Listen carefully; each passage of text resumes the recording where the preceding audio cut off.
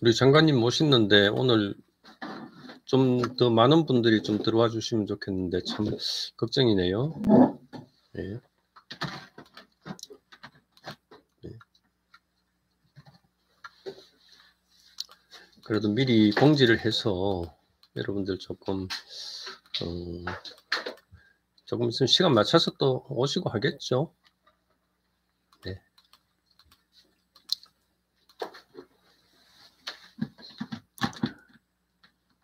아, 예. 오히려 실방하는 게 더 나은 것 같아요. 동영상 촬영한다 그러면 촬영이라는 느낌 때문에 그렇게 준비하는 게 또 묘한 이렇게 심리적인 또 느낌이 다르더라고요. 그래서 차라리 뭐 잘하든 못하든 간에 실방을 하고 딱 그냥 그렇게 해서 끝내고 잊어먹는 게 낫겠다 하는 그런 생각을 좀 했습니다. 예. 그러니까 뭐 돌아서고 나서 이제 마치고 나서는 다시 안 돌아봐야죠. 그래야 될 것 같습니다. 자, 이제 우리 장관님 전화 통화는 제가 한 5분 있다가 제가 전화를 돌리도록 하고, 미리 지금 한 10서너 분 정도 일단은 들어오셨는데 이제 정식으로 시작을 하도록 하겠습니다. 자, 나중에 우리 앞에 불필요한 거는 잘라낼 수 있죠? 잘라낼 수 있습니다. 있죠. 그럼 그렇게 해서 나중에 시간이 길면 영상이 크면 또 잘라내기도 또 어떨지 모르겠네요. 자, 이제 시작을 한번 해보도록 하겠습니다. 자, 구독자 여러분 안녕하십니까? 혹시 제 구독자가 아니시더라도 오늘 우리 김재수 장관님 인터뷰 소식을 제가 미리 페이스북도 그렇고 제 커뮤니티에다가 그렇게 인터뷰 소식을 공지를 해뒀기 때문에 그런 소식을 듣고 또 참여하신 그런 분들도 모두 반갑습니다. 이제 들어오셨으니까 구독하고 좋아요 꼭 눌러주십시오. 그렇게 해서 여러분들과 함께 할 수 있으면 좋겠습니다. 지난 시간에 오셨던 분들이야 다들 아시겠지만은 오늘은 저로서는 솔직히 말씀드리면은 세 번째 시도하는 실시간 방송입니다. 많이 부족하고 그런 줄 알지만은 워낙 해난 사안이 제가 이제 바라보건대는 상당히 중요한 사안이어서 다소 무모하게 느껴질지도 모르겠습니다. 그러나 그럼에도 불구하고 우리나라 농정의 최고 전문가이자 전임 농림축산식품부 농림부 장관이라고 이렇게 하시지만은 당시에 이제 장관 부처 명칭은 농림축산식품부입니다. 농림축산식품부 장관이신 김재수 장관님을 모시기로 했습니다. 전화 인터뷰로 참여하시게 돼서 다소 좀 아쉽습니다만은 그래도 중요한 사안이 발생한 이 순간에 김 장관님과 함께 하실 수 있어서 너무나 다행입니다. 또 선뜻 또 응해주셔서 또 너무 고맙고요. 그리고 또 더더욱 감사드리는 것은 이제 갓 1000명을 살짝 넘어선 그런 신생 극초보 유튜버인 저희 채널에 흔쾌히 정말 그렇게 출연을 약속해 주셔서 너무나 감사합니다. 잘 아시다시피 오늘은 우리 국민의 수식인 양곡, 즉 쌀에 대한 수급 관리를 위한 법률인 양곡관리법에 대해서 논해보고자 합니다. 원래 양곡관리법 개정안은 이재명 1호 법안이죠.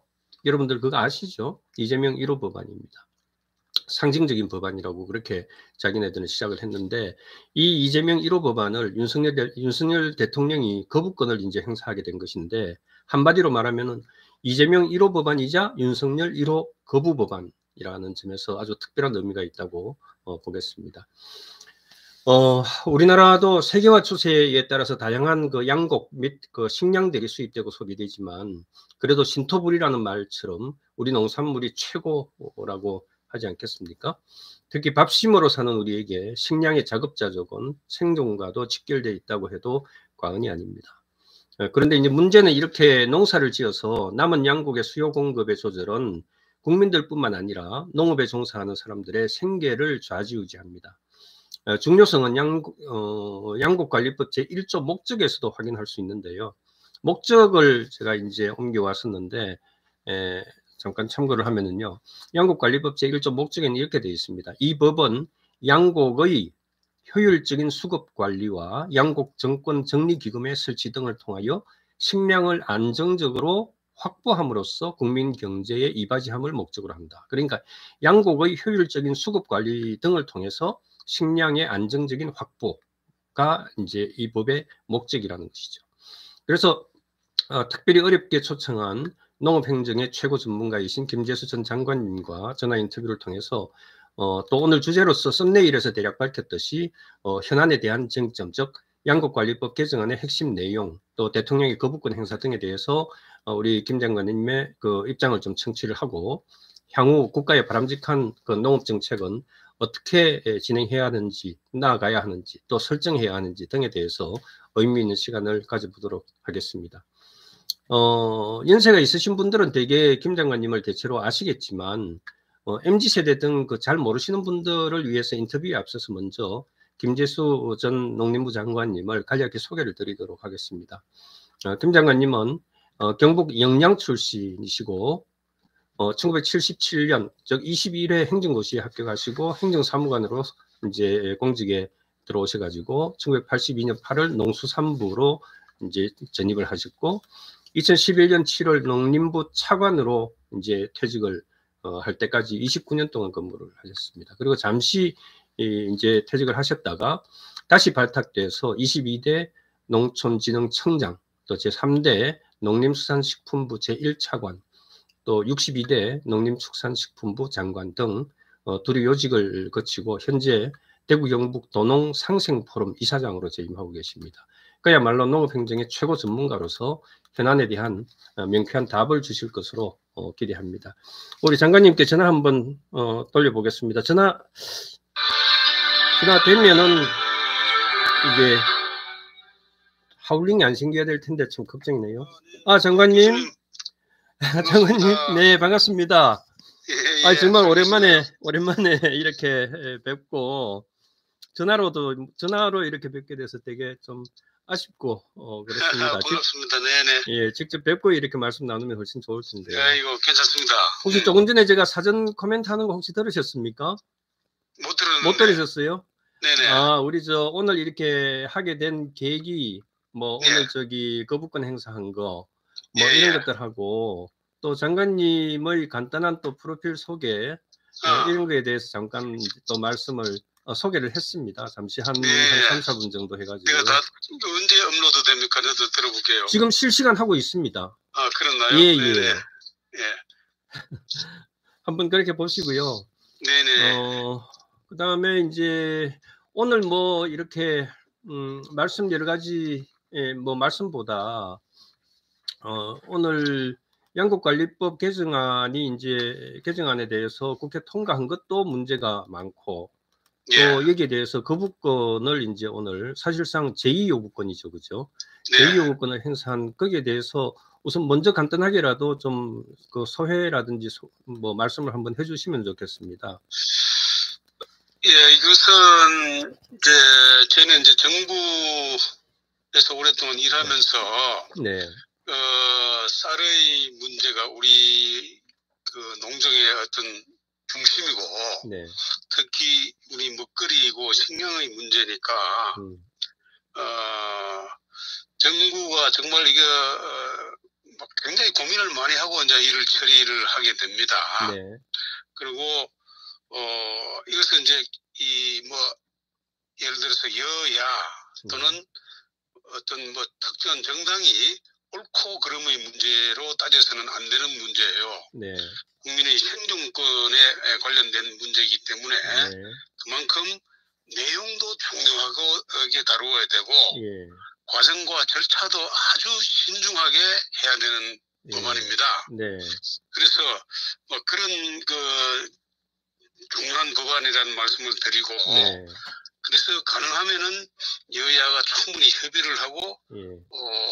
또 어떤 입법 절차나 과정도 정말 협의해서 이렇게 해 나와야 되는데 이것은 알다시피 국민의힘이 굉장히 반대하고 정부도 반대하는 상황에서 더불어민주당이 이 통과를 시킨 법이란 말이에요. 소위 말하는 다수당이 일방적으로 밀어붙인 법의 이 형식을 띠게 돼서 굉장히 유감스럽습니다. 정부나 여당이 반대하는 것도 나름대로 그냥 이른바 뭐 전혀 터무니없는 소리를 하는 것이 아니고 굉장히 이런 현실적인 문제를 가지고 고민을 하고 있는데 그런 반대를 하면 그 반대를 경청을 하고 그러면 그것을 어떻게 부작용을 최소화할 것인가로 고민을 좀 해야 되고 또 이렇게 반대하는 것이 논리가 있지 않겠는가. 또 그 논리가 조금 틀릴 수도 있고 또 뭐 이렇게 다른 생각을 하는 사람도 있지만은 이렇게 강력하게 반대하는 것에 대해서는 정말 우리가 생각을 깊이 해서 그걸 받아들여져야 되는데 그런 과정이 없었다는 것이 정말 굉장히 그 유감이에요. 그리고 근본적으로 뭐 저도 언론 그 기호 같은 걸 통해서도 이렇게 일방적으로 처리하면 이것은 대통령께서 거부권을 행사하는 것이 맞다. 또 대통령의 거부권 행사는 부당한 것이 아닙니다. 그것은 상권 분립하에서 입법권이 행정권이 어떤 면에서 견제를 하는 그러한 헌법이 보장된 권리잖아요. 그래서 국회에서 정말 정부나 또는 국민의 이사회 반해서 특정 당이 다수당이 그냥 입법 행포를 부를 때는 당연히 헌법상의 권리로서 대통령도 이것을 거부권을 행사할 수 있고 또 거부권이라는 말은 뭐 편하게서 그렇게 합니다만은 다시 국회 제2를 요구하는 것이잖아요. 그렇죠. 이거 헌법에서 규정된 그 합헌적인 제도죠. 그러면 제도니까 국회에서 이 법을 가져와서 제2를 해서 협의를 해서 제2를 다시 만들어서 요구하면 좋고 안 되면 이제 폐기되는 것이기 때문에 뭐 어떤 형태로든지 그런 모습을 만들어가는 게 좋겠다는 생각이 들고 정부가 또 오늘 이제 보니까 뭐 그동안에 반대한 이유가 늘 일관된 논리로 이것이 생산 과잉을 초래할 수 있고 결과적으로는 자연농가나 농촌이나 농업 정책에 도움이 안 되겠다는 결과적인 판단이다. 뭐 재정도 많이 소요되고 식량 안보에도 부정적이고 또 뭐 여러 이유를 들고 있는데 뭐 근본적으로 지금까지 이런 이유를 대는 것들은 그 많은 고민을 하고 또 지금까지 그것을 해 봄으로써 생긴 부작용을 정책 당국자들이 느끼고 있는 상황이에요. 우리 예산은 한정되어 있고 또 쌀 소비는 거의 해마다 많이 줄어들고 그런 부분에 대해서는 또 조금 이따가 다시 또 질문을 드리기로 하고요. 그런 상황에서 이렇게 처리했다는 말씀을 드리고요. 우리 저 장관님이 그동안은 이제 정부 부처에 또 그 실국장 뭐 차관까지 하시고 그다음에 나중에 장관까지 하실 때 경험으로도 우리가 보면은 정말 완벽하게 다양한 그 사후에 어떤 법안을 하나 만들고 이렇게 했을 때 부작용을 사전에 예측을 다 하지 않습니까? 그죠? 그렇게 했는데도 불구하고 또 부작용이 예상 외의 어떤 그 방향으로 그 어떤 부작용이 그 법안에 어떤 맹점이 생기고 그렇게 튀는 경우가 생기고 그래서 법적 흠결이 생기고 하는 예기치 않은 정말 그렇게 하는데도 불구하고 문제가 생기는데 이번 같은 경우는 문제가 그렇게 많다고 하는 부분에 대해서도 너무나 다양한 그 영역 특히 이제 민주당 쪽에서도 뭐 농민단체들하고 그렇게 또 뭐 거리 시위 나가겠다고 이렇게 지금 얘기를 하는 것 같은데 실제 정부 이 대통령실에서도 농민단체들로부터 정통 농민단체들의 한 40-50군데인가 여기에서부터 의견 수렴을 또 충분히 했다고들 그러거든요. 그렇게 했는데도 불구하고 지금 농민들의 뜻에 거역하는 이런 법안을 거부권을 행사했다 하는 식으로 이렇게 지금 하면서 거리로 나가겠다고 하는 이런 그 행태를 보이는 것이 너무나 지금 참 이해가 되지 않습니다. 물론 이제 과정 절차 뭐 절차상의 어떤 뭐 여당 의원들 그러니까 국힘당의 의원들의 그 동의를 받지 함께 그러니까 그 참여하지 않은 상태에서 밀어붙이기 했다는 이런 절차상의 한결도 있지만은 그런 것 같습니다. 네. 그래서 이것이 민주당이 하는 그 여러 가지 지금 뭐 시위라든지 또는 뭐 이 장외 활동을 하겠다 이런 것들도 보면은 이 한 가지 면만 본 것 같아요. 한 가지 면 보기 때문에 정책은 한 가지 면만 보면 안 되고 특히 단기적으로만 보면 안 됩니다. 이 이반 단계에서부터 이것은 이러이러한 부작용이나 문제가 있다고 얘기해주면 반드시 그건 언젠가는 그것이 터지게 돼 있어요. 또 지금 안 터져도 2년 후, 3년 후, 5년 후에도 반드시 문제가 생길 수 있고 더구나 지금같이 이 파동이 온다든지 기후 변화가 온다든지 하면은 당장에 문제가 생길 수도 있어요. 그래서 지금 이 법을 통과시키는 문제 그야말로 우리가 많이 부작용을 우려하는 과잉 생산의 우려가 있다. 그래서 이제 원래는 이제 뭐 바로 여러 가지 재배 면적도 이제 지금까지 이제 뭐 추정일에 나옵니다만은 또 당장에 늘어날 가능성도 있고 또 이것이 이 일정한 수요량 이상으로 된 것은 의무적으로 사준다 하면은 너도나도 이제 재배 면적으로 다시 돌아갈 가능성이 많아요. 뻔합니다. 그리고 이것에 돌아갔을 때 이것을 억제할 수 있는 행정적인 방안이 별로 없습니다. 사실상. 내가 뭐 이렇게 하겠다는데 왜 당신들이 막느냐, 당신들이 책임질 거냐 하는 것도 있고 또 그것은 바람직하지 못하고 또 일부 농민단체들이 찬성도 있고 반대도 있고 하긴 하는데 그것은 그 안에서도 또 찬반이 다 달라요. 학자들도 다르고 농가의 규모에 따라서도 다 여기는 다릅니다. 다르기 때문에 이것은 뭐 어느 단체가 몇 개 단체가 찬성했다 또는 뭐 몇 개 단체가 반대했다 하는 것은 큰 어떤 의미는 없다고 봐요. 그러나 현재 어쨌든 40여 개 단체가 이 법을 이대로 하면 안 된다고 주장하는 것은 그 책이 들어야죠.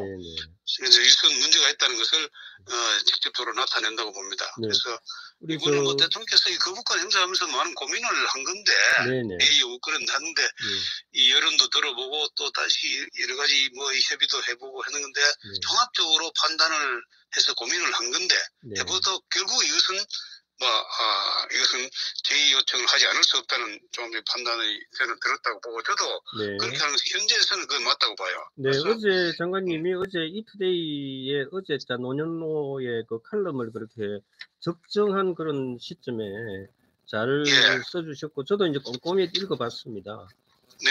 그 부분에 대해서 이제 뭐 몇 가지 이렇게 부작용 같은 거 문제점 지적을 또 이렇게 아주 깔끔하게 지적을 해주셨는데 거기에 대한 어떤 설명을 잠깐 부탁드리고요. 그 앞서서 이제 장관님 이제 어쨌든 그 행정부처의 기관장으로서 그렇게 재임하시면서 정부 법안을 국회에다가 제출할 때는 항상 보면은 비용 추계 그러니까 BNC 또는 뭐 CNB 그 애널리시스 해가지고 그걸 해가지고 같이 추계해가지고 뒤에다가 법안을 보내지 않습니까?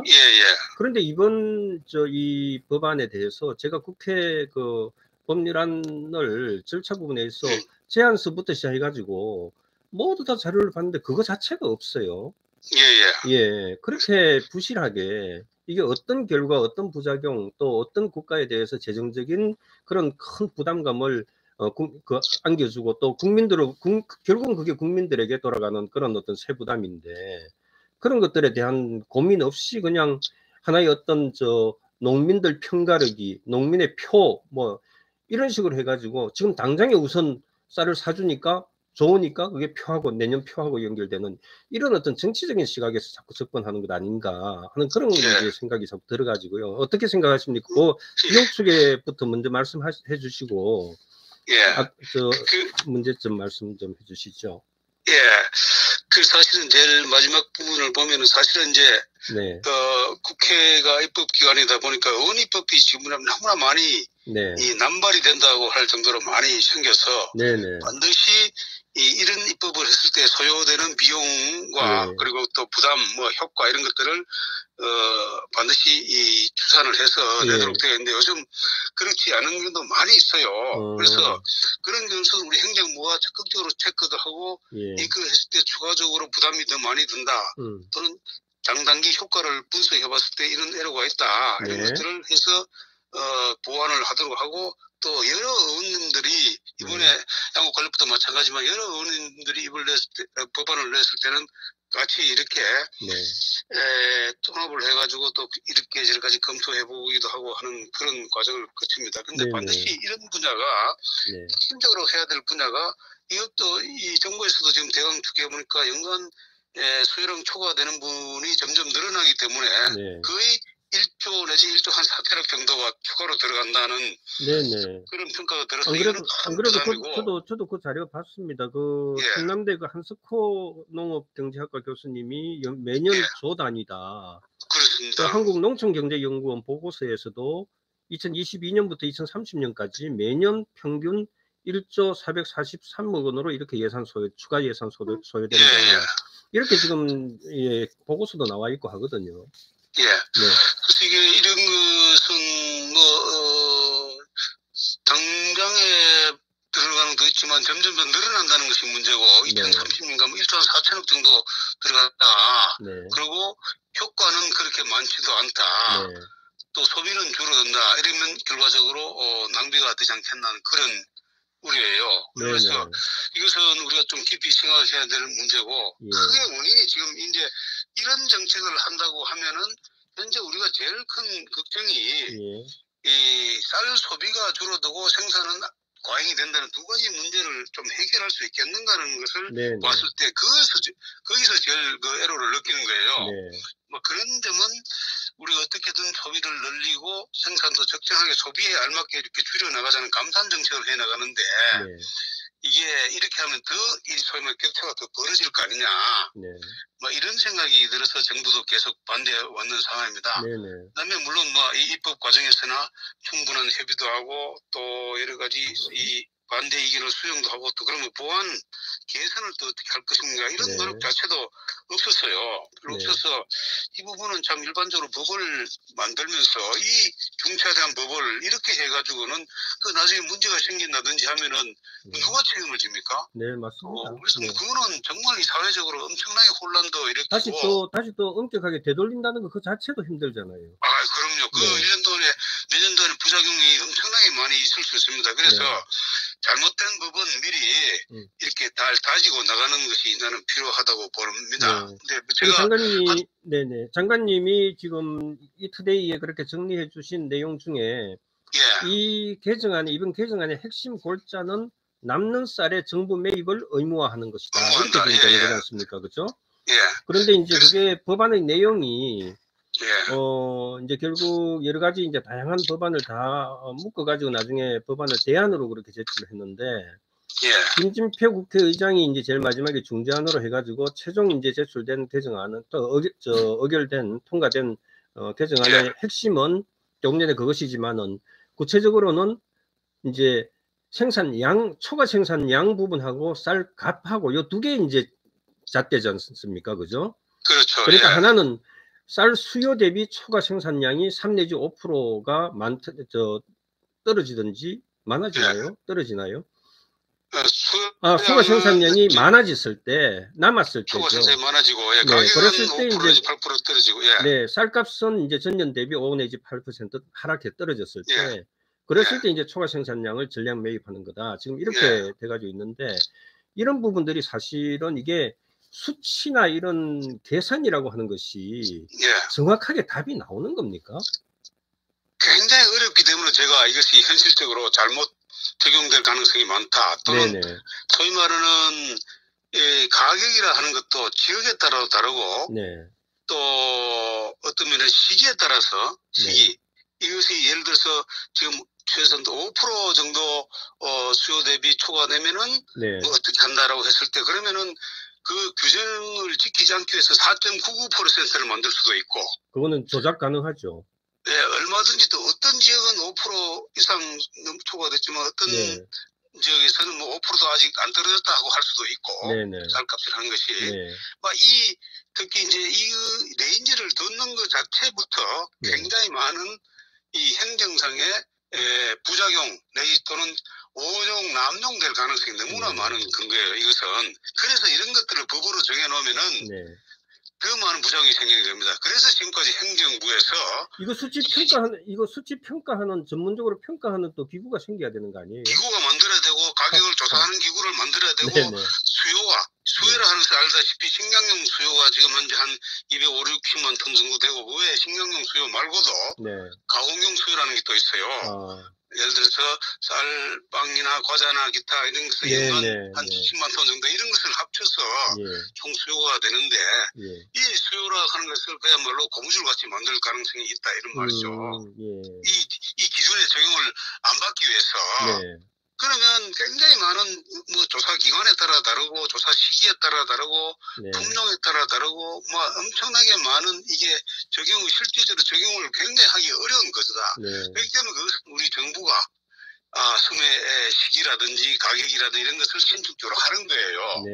정부하는 이것을 국회에다 맡겨놓으면은 이거 가지고 이제 그야말로 이 논쟁이 끝도 없이 일어나는 겁니다. 산출 근거를 내봐라. 또 왜 안 해주느냐. 이거는 어느 정도 해야 되느냐. 뭐 등등 굉장히 많은 부작용이 우려되는 점입니다. 그래서 이것은 정부에 맡겨놓는 것이 좋겠다. 그런 걸로 저는 김진표 의장도 그 레인지를 지금 2개 만든 것 자체가 신축성을 준다는 말씀이에요. 저는 그렇게 받아들이는데 그 주는 것 자체가 굉장히 많은 2중 3중의 부작용과 잘못될 가능성이 많다. 이런 새로운 그 마찰이나 갈등의 소지가 자연적으로 생기는 그가 되겠습니다. 그래서 그것은 뭐 어떤 면에서는 뭐 레인지를 들어서 괜찮다고 보지만은 굉장히 현실적으로 적용하기 어렵다는 거. 그 다음에 이 기본 흐름이, 글로벌 흐름이 이제 시장, 기본적인 시장의 흐름을 가지고 수급 조절이라든지 농민이 어느 정도의 실질적인 시장 지배력을 가질 수 있도록 하는 구조로 나가는 큰 방향인데 그것이 흔들릴 가능성이 좀 있다. 그와 뭐 예산 문제는 뭐 당연하군데 저는 이렇게 할 경우에 이제 농민들이 품질, 쌀 재배 농민이 품질 관리를 의무적으로 사주게 되면은 의무적으로 정부가 초과 수요 양성을 사준다는 걸 하면 품질 관리를 소홀히 할 가능성이 굉장히 많다.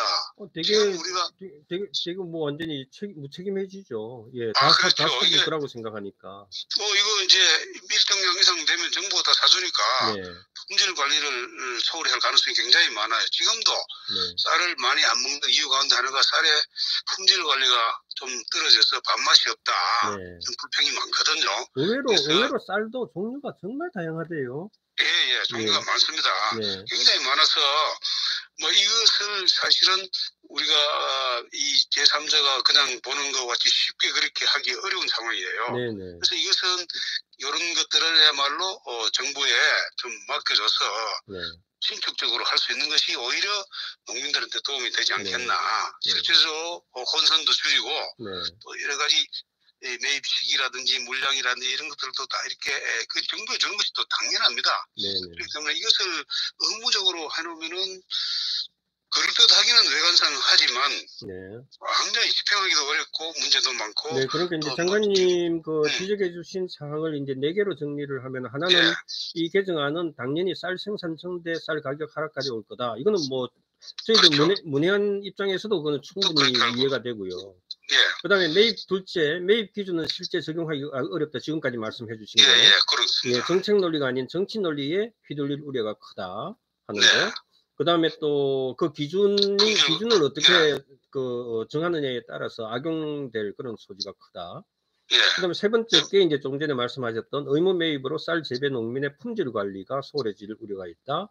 저도 이제 이 부분을 읽으면서 사실 저도 이제 쌀을 그렇게 많이 먹지는 않습니다만 그래서 쌀을 맛있게 먹을 때는 맛있게 먹자 해서 좋은 쌀을 저도 이제 비싼 쌀을 저도 구매를 해가지고 먹는데 그 고시깔이라고 하는 거 있지 않습니까? 그걸 저는 이제 그 참 품종이 좋고 딱 해서 그 쌀 이 밥솥에서 나오는 그 자체만 해도 아주 먹음직스럽고 그렇게 이제 해서 그런데 이런 쌀조차도 이제 만들어지기가 힘들다는 거죠, 그죠? 그렇죠. 그다음에 네 번째가 이제 이렇게 하게 되면 정부 정책이 유명무실화된다. 예. 그다음에 쌀 재배 면적을 줄여서 적정 가격 이제 유지하고자 하는 그런 정부의 감산 정책이 효과를 못 본다. 보기 어렵다. 예. 그다음에 또 대농 소농의 격차가 심하고 또 농농 격차도 그렇죠. 심하다 하는 이 부분이 예. 좀 조금 더 보충 말씀 좀 해봐 주세요. 예, 그것이 어떤 내용이냐면은 지금 현재 사실은 이런 제도를 했을 때 영세농들은 농지가 별로 없는 사람은 더 늘릴 그 여지가 별로 없어요, 사실은. 네네.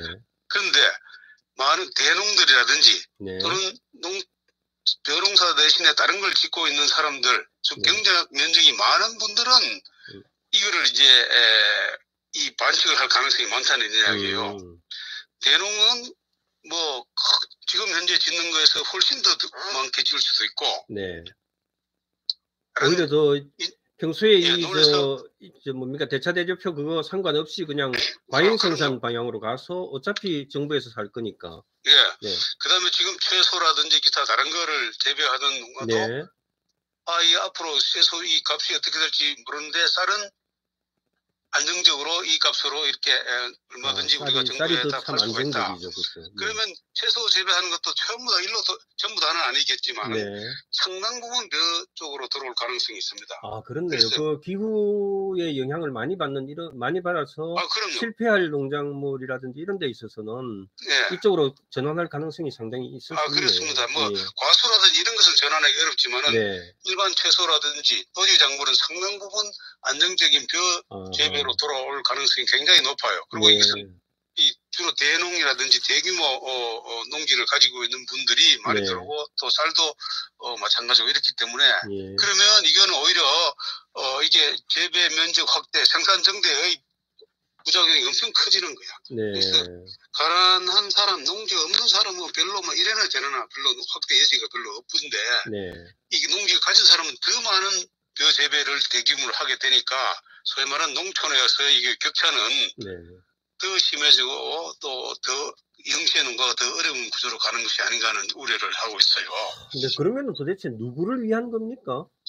그래서 저는 이제 이것이 이거 어차피 이렇게 가면은 대통령이 거부권 행사할 것을 본인이 알고 하는 거 아닌가 하는 의혹도 좀 들고. 그러면 결국은 정치적인 목적일 수밖에 없네요.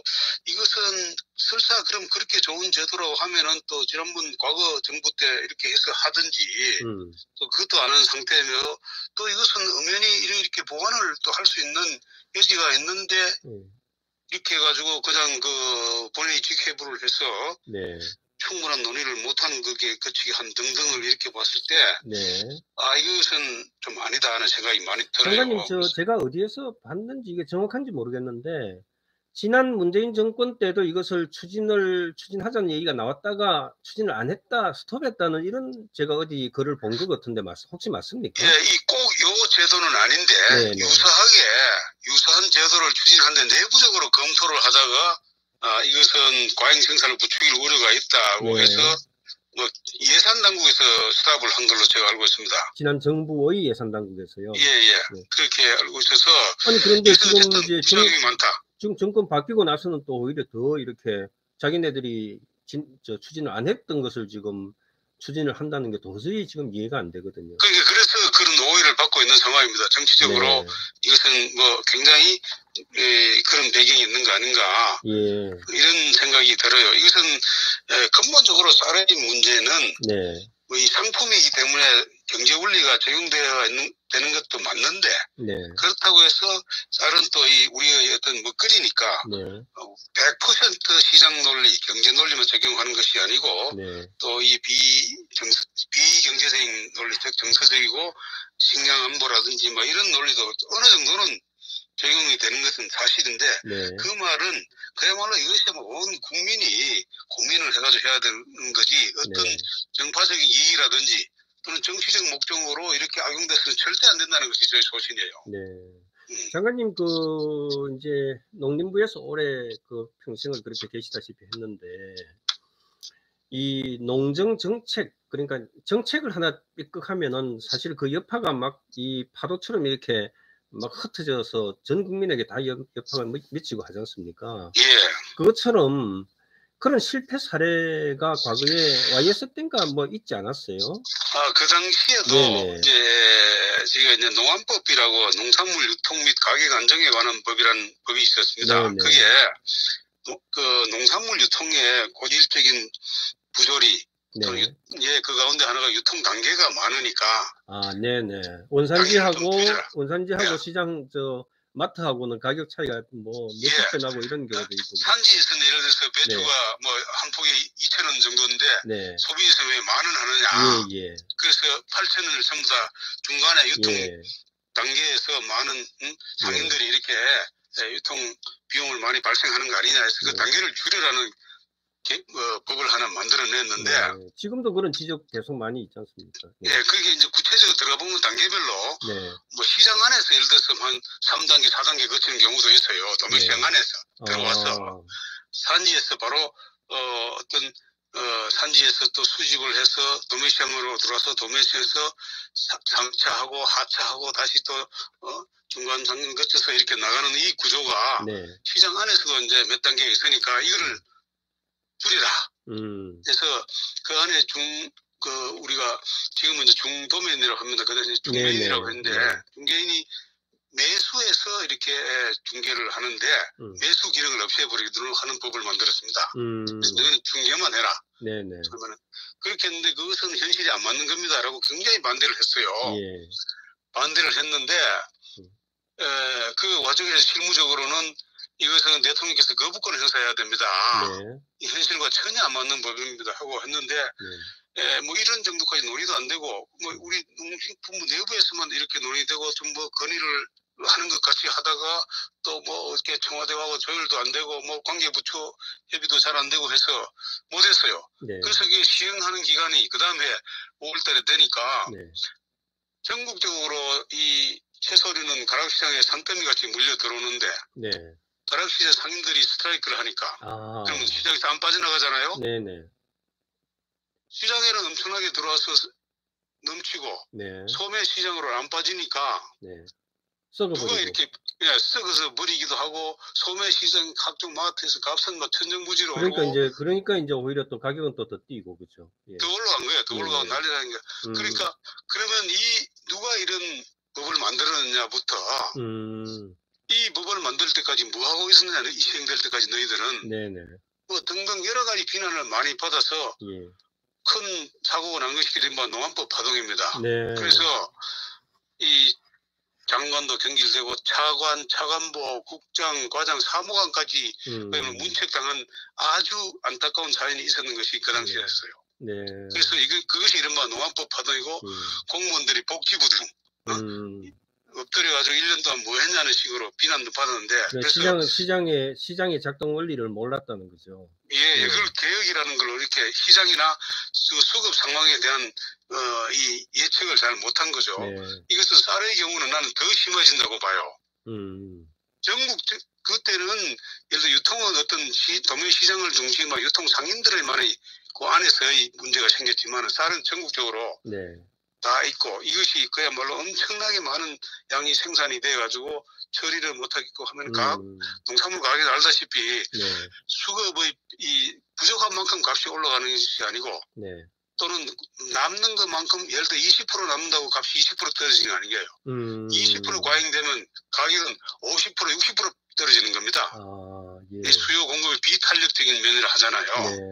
그래서 농산물은 쌀에 예를 들어서 10% 정도 물량이 많이 남는다고 하면 가격도 10% 정도 떨어지는 게 아닙니다. 엄청나게 떨어져요.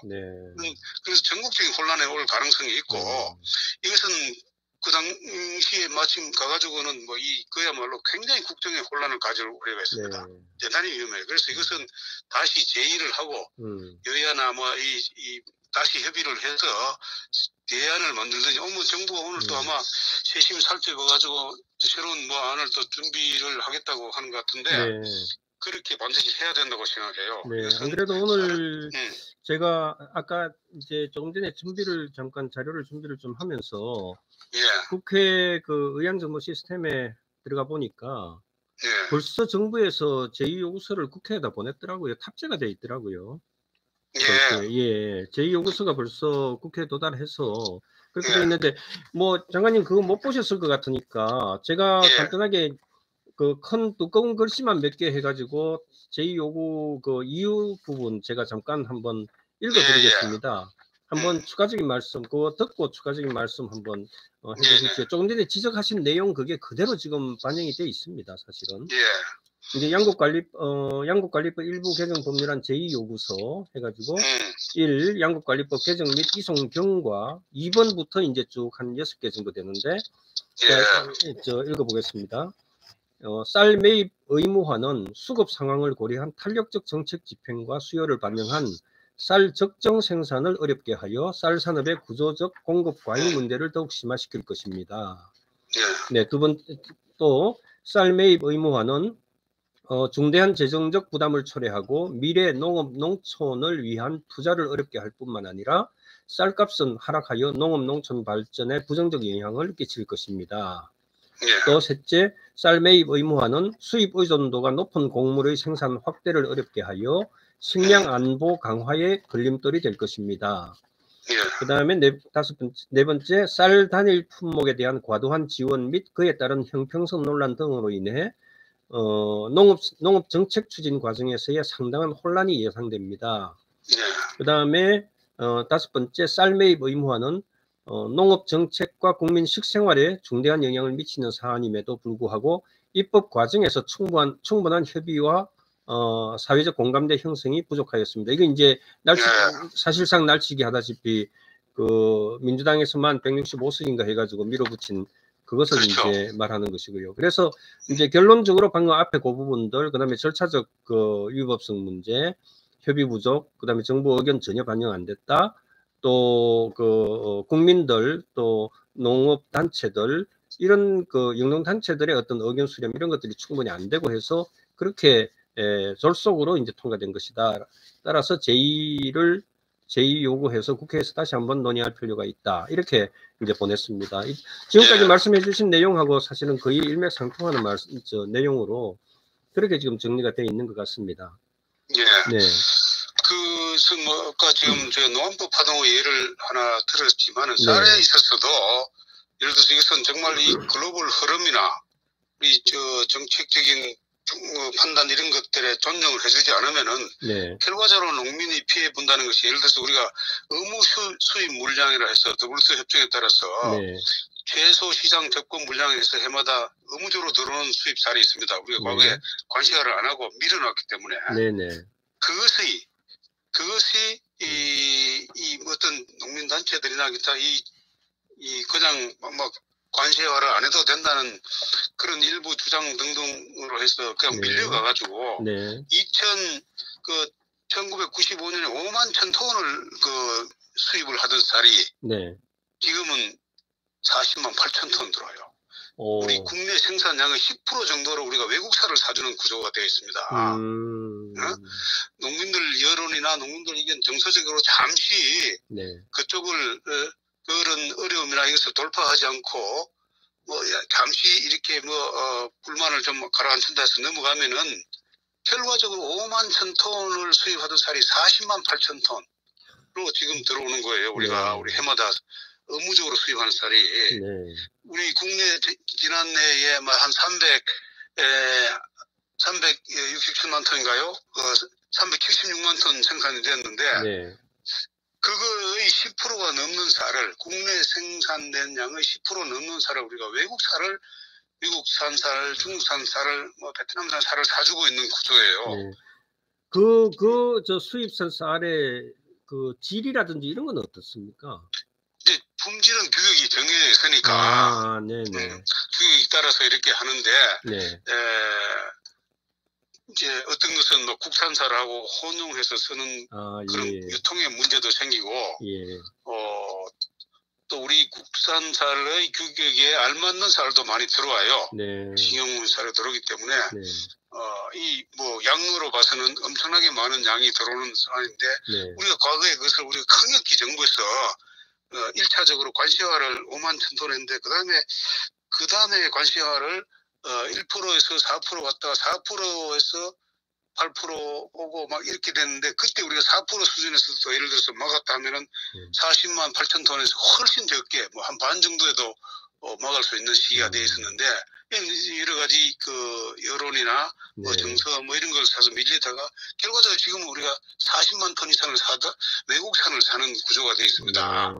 그렇기 때문에 이것은 잠시의 농민의 정서 문제가 아니라 글로벌 그 협정이나 글로벌 시장 트렌드도 알아야 되고 또 우리가 정부가 해줄 수 있는 역량도 알아야 되고 정부가 어떻게든 최대한 농민의 소득이라든지 특히 농촌 경제를 활성화시키고 쌀 농가를 보호하기 위한 여러 가지 안을 짜는데 그러나 이 방법은 아니다고 하면 그건 정부 의견을 들어줘야 돼요. 이 방법이 아니다 하는데도 그걸 하다 보면 나중에는 결과적으로 우리가 그런 그때 뭐 누가 그런 일을 했느냐라고 책임을 면할 수 있습니까? 책임의 문제가 또 아니거든요. 이거는 우리나라에 그야말로 농촌 경제를 휘청거리게 할 수도 있고 우리 농촌의 전반적으로 미래 농업을 좌우할 수 있는 중요한 사항이기 때문에 이렇게 절차적으로나 이런 것도 이렇게 해서는 안 되는 사항입니다. 충분히 토론하고 또 보완을 이렇게 하도록 해야 됩니다. 그러면 이제 수입이 지금 40만 8천 톤으로 지금 완전히 확대돼가지고 지금 현재도 그 정도가 지금 유지가 되고 있는 상태라는 거죠. 그것도 2015년에 박근혜 정부에서 이제 더 이상 관세화를 미뤄서는 안 되겠다. 관세화를 하자. 즉 관세화라는 것은 시장을 고일 관세를 매기고 수입을 자유화하는 겁니다. 513%라는 것을 매기고 관세화를 그때 했어요. 그래서 더 이상 지금 안 들어오는 거예요. 40만 8천 톤에서 스탑이 된 거예요, 지금 사실은. 그때 또 관세화를 또 유예했으면 또 우리가 새로운 조건으로 해서 이거보다 훨씬 더 많은 양이 지금 들어와서 혼선을 일으켰습니다. 결국 그때 잘 막았다는 거네요. 그렇죠. 그때도 관세화를 하는 데서 비난이 많았죠. 비난은 관세화를 하면 안 된다. 더 유예를 해라. 뭐 할 수 있다는 소리까지 나오고 했는데 이건 정말 글로벌 트렌드라든지 WTO 협정이라든지 여기에 대해서 할 수 있는지 없는지를 정확하게 하고 우리 능력이 그것을 막을 수 있는지도 알아보지도 않고 영향이 없는데 말로만 한다고 됩니까? 그래서 지금 엄청나게 많은 쌀을 사주고 있는 구조에 우리가 최소 시장 그 접근량이라 해서 해마다 의무적으로 우리 총 국민의 소비량의 1%에서 시작해가지고 지금 4% 왔다가 지금 8%까지 왔다. 지금 40만 8천 톤이면 우리 국내 생산량이 지금 10%를 육박하는 10%를 넘어요 지금 현재. 그런 양을 외국 쌀을 사주는 구조가 되어 있습니다. 그런데 이제 장관님 지금 이제 40만 톤 어떻든 그 정도 선에서는 이제 수입산은 계속 유지가 될 테고. 더 이상은 안 들어옵니다. 네네, 그 정도가 이제 유지가 되는데 지금 이 양국관리법을 이제 초과 부분을 이제 정부에서 의무적으로 사야 되는 이런 상황이 생긴다면은 지금 생산되고 있는 376만 톤 생산량보다도 훨씬 더 양이 많아질 수가 있잖아요. 당연히 재고가 누적되겠죠. 그 재고는 어떻게 처리해야 되나요? 그래서 지금 이것이 재고가 점점 더 누적되고 소비는 줄어드니까 이 문제가 보통 문제가 아니다. 그래서 이제 정부가 이렇게 해서는 안 됐다. 소비를 좀 소비를 늘리고 생산도 줄여가는 이중으로 이런 정책을 좀 해 나가고 있는 상황입니다. 그런데 그런 정책으로도 이거 수급을 정확하게 맞춰가 굉장히 어려워요. 기후 변화도 있고 여러 가지 재배 환경도 다르고 또 여러 가지 변수가 많기 때문에 그래서 우리가 좀 이제 정책을 보완한다면 그 의무 매입이라는 것을 폐지한 대신에 시장 경리의 물량의 양이라든지 실지 가격 이런 것들을 어쨌든 정확하게 경제적인 그 논리에 잘 맞춰서 시장에 파동을 주지 않는 그런 선에서 잘 처리해 나가는 것이 우리의 정말 지금 시대에 해야 될 일이에요. 물론 이게 이 제도를 하는 근본적인 그 계기가 된 것이 이 작년에 쌀값이 많이 떨어지다 보니까 예년에 비해서 예년에 비해서 좀 많이 떨어졌어요. 뭐 한 20% 이상 좀 떨어졌다 보니 그랬는데 그 전에 이제 계속 올라가다 보니까 2022년도는 이제 쌀값이 많이 떨어지니까 이제 야 이거 지나치게 떨어진 거 아니냐라고 해서 하는데 값을 올리는 방법에 있어서 이런 방법은 좋지 않다고 보는 거죠. 아이고 오늘 너무 귀한 말씀 잘 설명해 주셨고요. 전체적으로 저도 잘 이해 못하던 그런 부분에 대해서도 잘 깨우쳐 주셨습니다. 우리 오늘 뭐 특히 이제 장관님 제가 미리부터 제가 진짜 신뢰의 말씀을 드리기도 하고 이렇게 했습니다만은 이제 갓 출범한 5주짜리 지금 유튜브에 이렇게 1000명 간 넘은 이런 유튜브에 이렇게 이제 참여를 해주셔서 국민들의 어떤 여론이 호도되는 것이 잘못됐다고 하는 이것을 바로잡기 위해서 얼마 되지 않는 이런 신생 유튜브에까지 이렇게 참여를 해주셔가지고 정말 너무나 큰 감사의 말씀을 드리고요. 오늘 이렇게 해주신 이 말씀이 아마 뭐 제가 이제 이렇게 작은 이제 신생 유튜버지만은 이것이 이제 이게 영상이 남아 있어서 이제 장관님이 이렇게 저희들 대담했다고 하는 것은 아마 이것이 이제 알려지고 이렇게 하면은 또 다른 분들이 또 많이 접속을 해서 또 보시게 되지 않을까 하는 그런 생각을 합니다. 그래서 아니 이 교수님이 신 교수님이야 정말 늘 우리 부패 방지뿐만 아니라 우리나라의 올바른 미래를 위해서 늘 고민하고 몸소 실천도 하고 해서 아주 성원을 많이 합니다. 저는 뭐 이제 시작했는데 그 구독자 수에 개의치 마시고 정말 우리 중요한 정책이라든지 중요한 부패 방지법 등 뿐만 아니라 공직자들을 바로 가게 하기 위해서 법도 좋고 정책도 좋고 제도도 불합리한 것을 잘 이렇게 지적해주고 고쳐나가는 그야말로 정말 등불과 같은 그런 유튜버가 되기를 기대합니다. 네, 고맙습니다. 아직 뭐 제대로 해나갈지 모르겠습니다만 저도 떠밀리다시피 이제 어쨌든 시작을 하긴 했는데 제가 시작하게 된 결정적인 계기는 사실 너무 이제 요만한 걸 막 그냥 크게 이렇게 부풀려 가지고 이렇게 막 그 여론을 양극화시킨 이런 것들이 잘못됐다. 그래서 진짜 법을 적용했을 때 무엇이 이제 가장 적법한 또는 적정한 그런 어떤 뭐 형량이 되든 처분이 되든 그렇게 해서 그것을 이제 제대로 정상적으로 알려주고 법의 해석을 공정하게 해주는 거 그게 진짜 우리 시대에 필요하다 하는 이런 느낌을 제가 갖고 그렇게 이제 무모하게 일단 이제 한번 시도를 해서 이렇게 했는데 그래도 진짜 짧은 시간 안에 그래도 1000명을 넘길 수는 이런 우리 구독자분들께 너무 감사한 그런 마음을 가지고 있습니다. 아이고 잘하셨습니다. 하여튼 교수님들이 뭐 우리 사회에 여러 가지 잘못된 거를 잘 지적을 해주는데 언론에 직접 그렇게 뭐 지면을 통해 기고하는 것도 있는데 저는 이런 유튜브를 통해서 하는 것은 참 신선한 시도 같아요. 그리고 우리가 늘 이제 비판하는 것이 교수님들이 앉아서 공자왈 명자왈 타성해서 현실에 안 맞는 소리만 자꾸 하는 분이 많으니 좀 행동하는 교수님을 좀 보고 싶다 했는데 우리 신봉기 교수님이 그게 딱 맞는 분 같아요. 아, 요즘 되게 민망합니다. 이렇게 하고는. 어쨌든 우리 구독자분들께 앞으로 또 나중에라도 이렇게 보시게 될 구독자분들께까지도 제가 부탁을 드립니다. 어제 이제 가장 정확하게 양곡관리법 문제에 대해서 개정안 문제에 대해서 문제를 잘 정리해 주시고 또 쟁점 또 앞으로 어떻게 나아가야 되느냐 하는 부분에 대해서 우리 김재수 전임 전 장관님이 이투데이에 4월 3일자 논현로 제목은 이렇습니다. 4월 양곡관리법 개정과 대통령 거부권이라고 하는 그 칼럼 제목이 이렇게 있습니다. 이 칼럼을 여러분들 틈나시면은 꼭 한번 읽어보시면 좋겠습니다. 그래야지 이번 양곡관리법 개정안 거부권 파동 문제에 대해서 여러분들이 정확하게 쟁점을 파악하실 수 있을 것 같습니다. 우리 구독자분들께도 그렇고 뭐 구독자 아니시더라도 잠깐이라도 들어왔던 분들께도 꼭 이 칼럼을 읽어보시기를 권유를 하겠습니다. 또 널리 또 오늘 김 장관님하고 이렇게 대담한 부분에 대해서 인터뷰한 부분에 대해서 여러분들이 널리 좀 옮겨주시 가지고 많은 분들이 또 보실 수 있도록 또 바로 잡아줄 수 있도록 그렇게 여러분들도 또 역할을 해주시면 고맙겠습니다. 장관님, 저 너무 이렇게 늦은 시간에 너무 많은 말씀, 또 침이 마르시죠?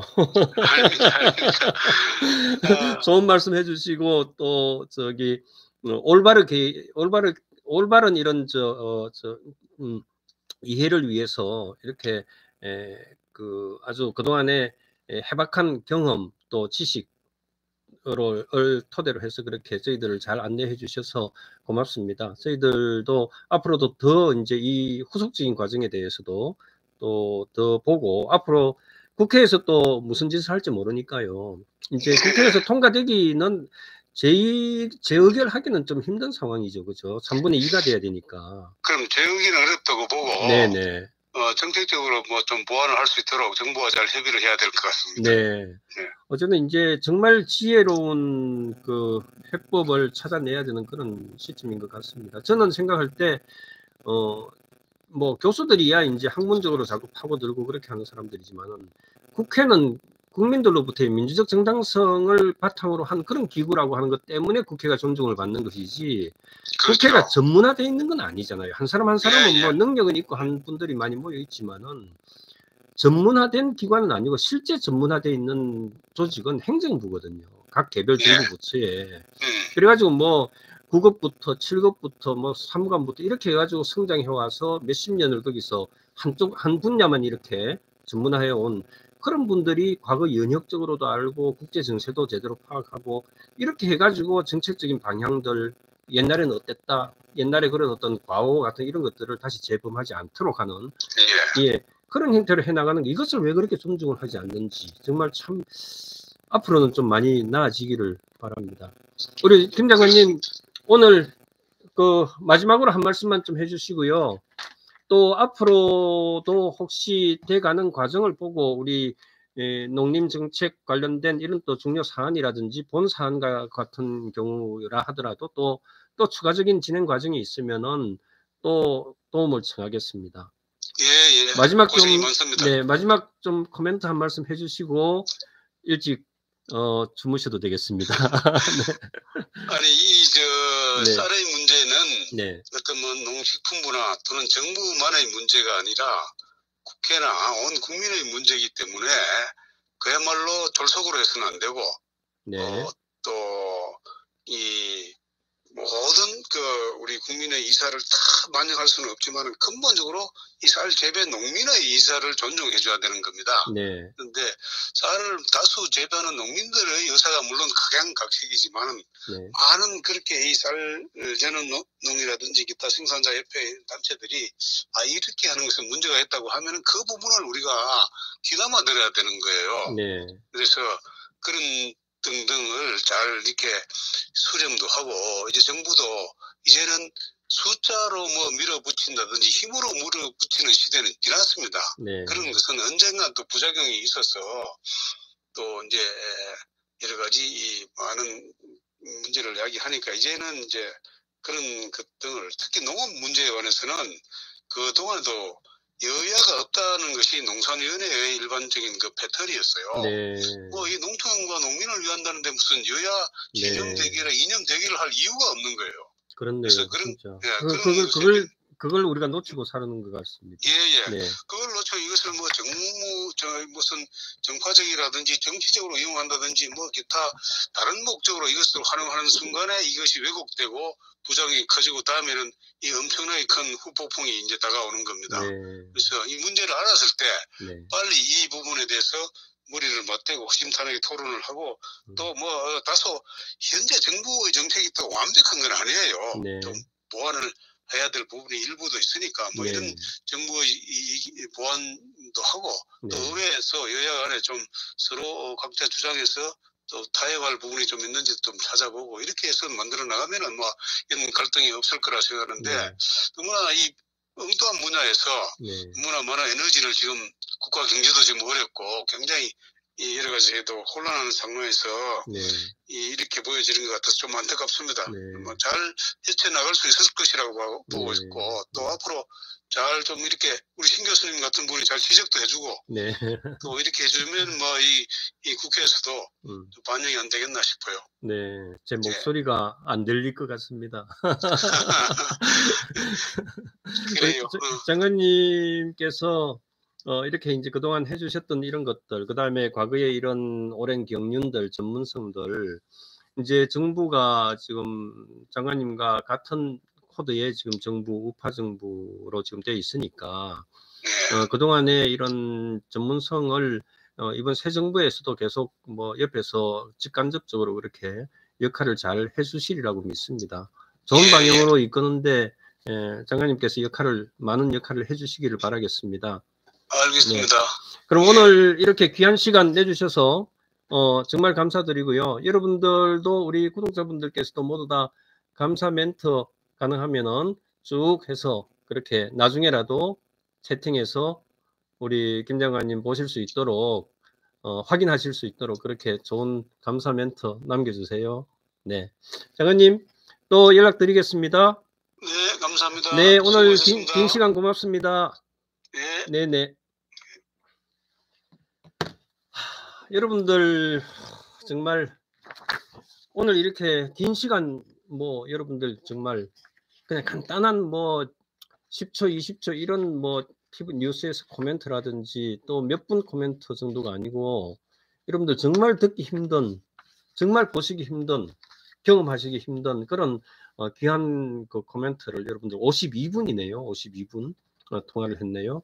이렇게 하는데 여러분들도 아마 도움이 되셨으리라고 생각하고 이해가 잘 안 되는 부분은 여러분들 다시 또 읽고 다시 또 그러니까 재청취하면서 여러분들이 이 문제점, 쟁점들 앞으로 이 문제는 어떻게 어느 방향으로 가야 되는지 하는 부분에 대해서도 여러분들이 잘 인식을 좀 해주시면 고맙겠습니다. 그리고 저는 조금 전에 그 말씀이 참 와닿아요. 정치 정략적으로 다투는 이런 갈등을 일으킬 수 있는 이런 영역의 쟁점들이 있는 반면에 이런 그 쌀 생산이라든지 이런 부분은 이거는 국가의 가장 기본의 베이스가 되는 이런 식량이지 않습니까? 그러니까 이런 걸 가지고 이것을 또 정치 정략적으로 이렇게 접근을 하는 거 이거는 여든 야든 이거는 한 방향으로 가야 된다라고 하는 그 말씀이 마지막에 그냥 콕 찔렀습니다. 어쨌든 그런 부분에 있어서 제가 정말 아주 귀한 말씀 아주 뼈저리게 제가 방금 그렇게 느꼈습니다. 어쨌든 정말 우리 김 장관님 감사의 말씀을 드리고요.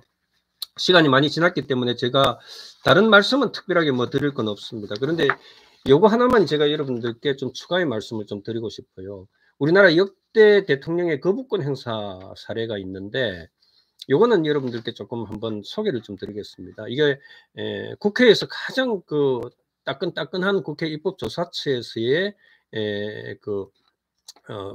보고서입니다. 간단한 보고서인데 금년 3월 31일자 국회 입법조사처 이슈와 논점 2080호 2080호에서 나온 것인데 우리나라에서 건국 이래 재헌헌법 이래 현재까지 총 66건의 제2요구 그러니까 거부권 행사가 이루어졌고 그 중에 이제 66건 중에 50% 33건이 국회에서 법률로 최종적으로 확정이 됐다고 합니다.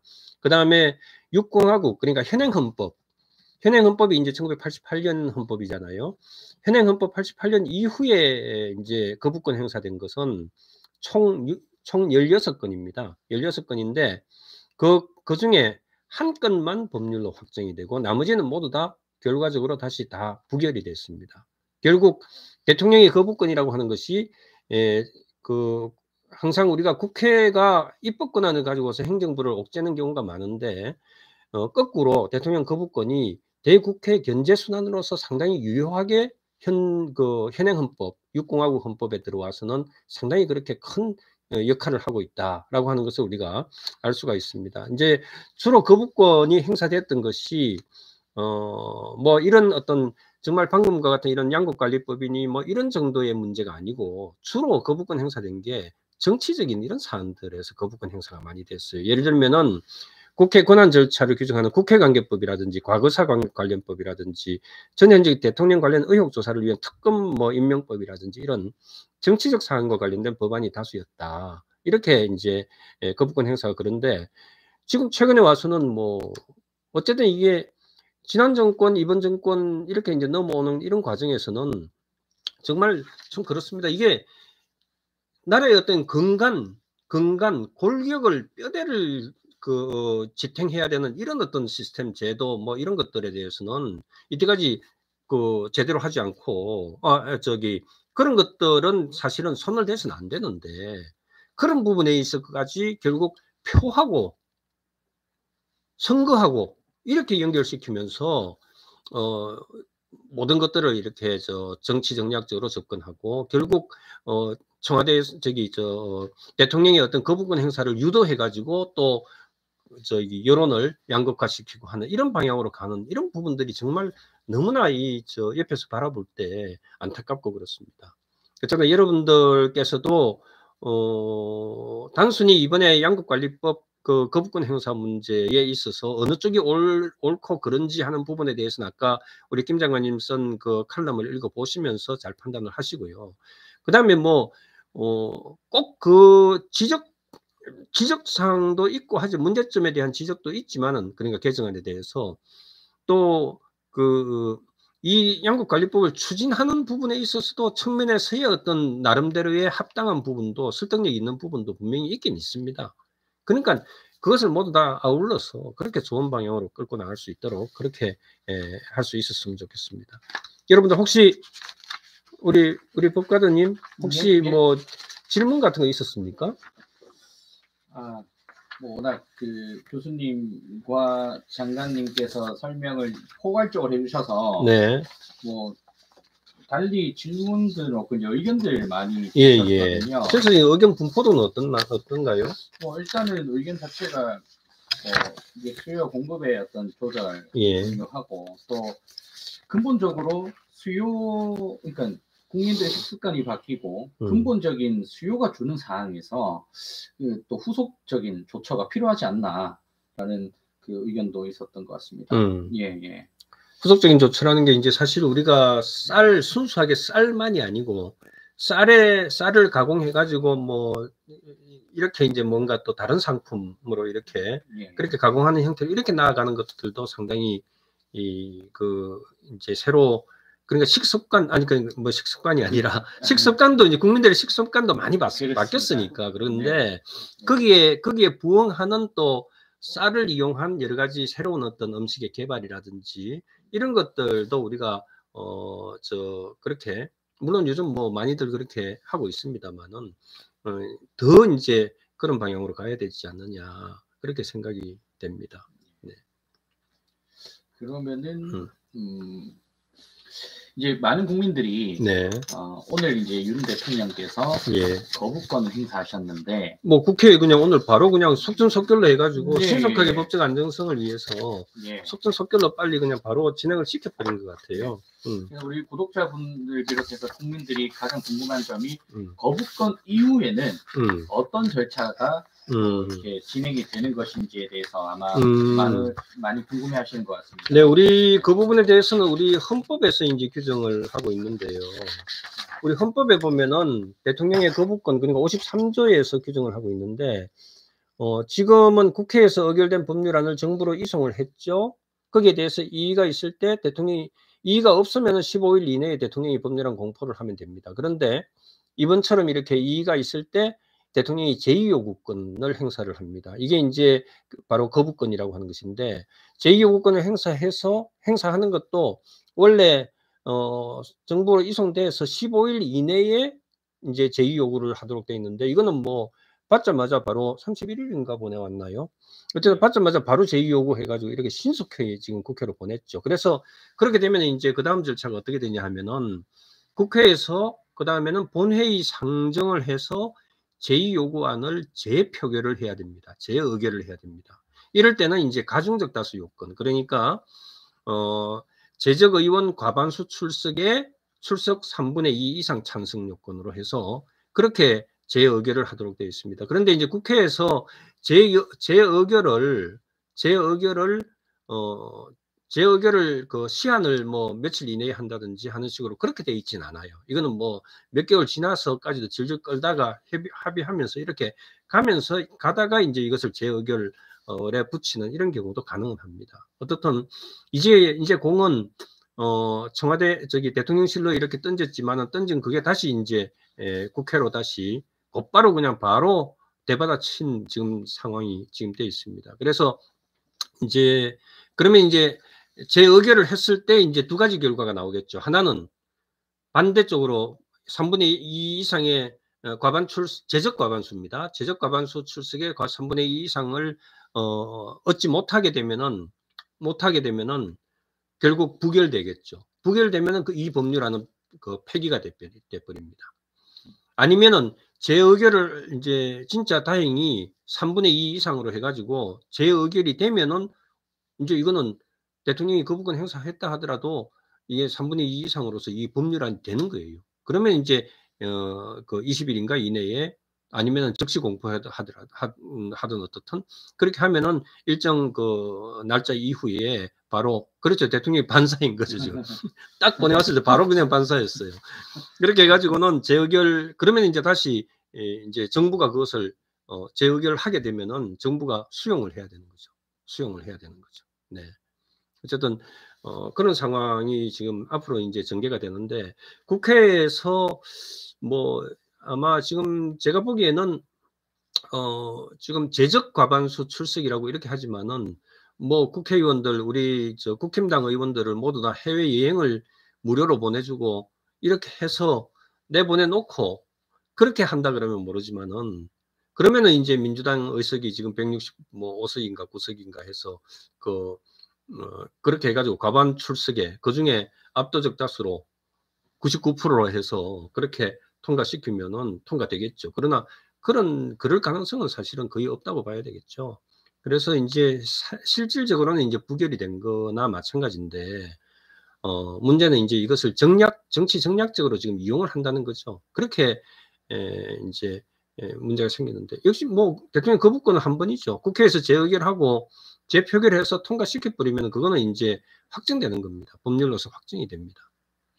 그러니까 확정된 법률을 다시 이제 그것을 법률의 효력을 상실하게 하려면은 결국 위헌심사라든지 위헌법률심판이라든지 하는 형태로 해서 또는 뭐 법률에 대한 헌법소원이라든지 이렇게 해가지고 그렇게 해서 이제 헌법재판소에서 다투게 되는데 몰라 다시 재의결해서 가결을 시킨다고 했을 때 이제 여러 사람 나가고 나면은 이제 헌법재판관들도 여러 사람 좌파 대법관들, 헌재 재판관들 나가고 나면은 헌재에서도 또 뭐 위헌할 수도 있는 그런 가능성이 있을 수도 있는데 과연 이제 위헌심사 기준에 있어서 합당하냐 하는 문제입니다. 그러니까 헌법적 정책 판단의 문제하고 위헌성 문제하고는 판단 잣대가 다르거든요.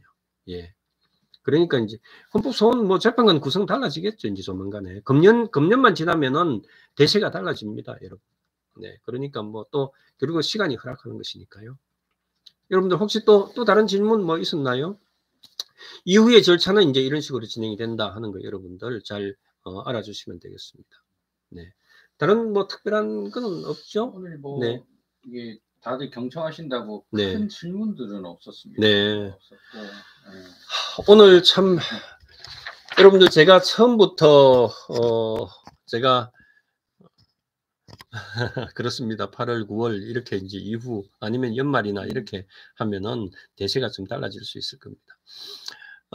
제가 미리부터 이렇게 그래도 오늘 우리 김 장관님 모신다고 이렇게 공지를 해서 여러분들이 그래도 이렇게 관심 갖고 정말 누가 이런 이제 신생 유튜브에 대해서 이렇게 관심을 크게 가지고서 인원을 떠나가지고 이렇게 이제 채팅도 이렇게 열심히 해주시고 수준 높은 이런 여러분들의 참여를 하는 데가 사실 있겠습니까? 아주 뭐 그냥 세상 돌아가는 얘기나 하고 기사 가지고 이렇게 뭐 얘기 나누고 목소리 높이고 목청 높이고 하는 이런 것하고 달리 우리는 사실 그래도 수준이 있지 않습니까? 예, 수준이 있지 않습니까? 네. 그렇게 해서 우리가 현안 사안에 대해서 우리가 쟁점을 정확하게 이해를 하고 또 너무 과하게 반응하지 않고 정확하게 이해하는 그런 격조 있는 그런 채널이 될 수 있기를 제가 그러니까 그것을 추구하면서 이렇게 이제 시작을 한 것이기 때문에 부족하더라도 여러분들 이해를 해주시고 또 뭐 영상이라든지 화면이라든지 제가 얼굴이 그냥 반사돼 가지고 번질번질해서 제가 좀 불만이 있습니다만은 여러 가지 이런 것들 다 앞으로 세팅 잘하고 해가지고 훨씬 더 좋은 그런 방송이 될 수 있도록 채널이 될 수 있도록 그렇게 노력을 하겠습니다. 차곡차곡 그렇게 개선을 할 수 있도록 하고요. 여러분들도 정말 이런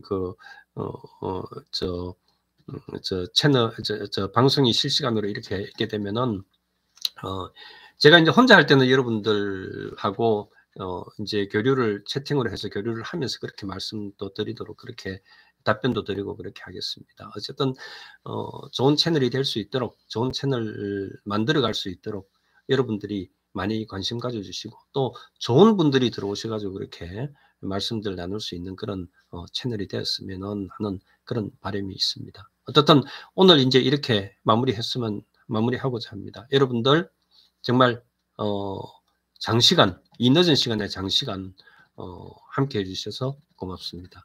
혹시 양곡부 문제 조금 부족하다 싶으면 다시 청취하는 방식으로 해서 다시 들어보시기 바랍니다. 그 다음에 아까 제가 추천해드린 우리 김재수 장관님 아까 어디였죠? 제가 위에 혹시 링크를 달아놨습니다. 링크를 달아놨다고 하니까 이투데이 양곡관리법 김재수 이렇게 검색을 해보시면 될 겁니다. 그렇게 해서 꼭 한번 읽어보시고 중심을 잡아야 됩니다. 우리가 중심을 바로 잡고 그래야지 누가 잘못하는지를 우리가 알 수 있잖아요. 예, 그렇게 합시다. 여러분 감사합니다. 그리고 오늘 옆에서 늦은 시간까지 도와준 우리 법가드님 우리 정말 고마운 말씀 드립니다. 네, 감사합니다. 네.